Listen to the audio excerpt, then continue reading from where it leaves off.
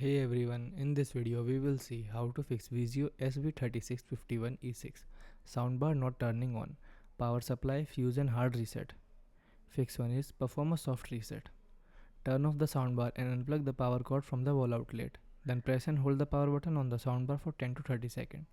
Leave the soundbar unplugged for an additional 60 seconds. Then plug the power cord back into the working wall, then outlet securely.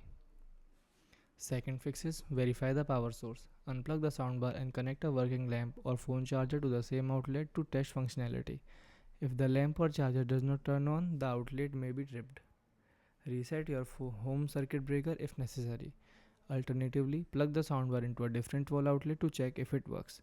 Ensure the power cable is securely connected to the back of the Vizio SB3651-E6 soundbar. Third fix is perform a hard factory reset. Plug the soundbar in, then press and hold the volume down button and the Bluetooth button simultaneously.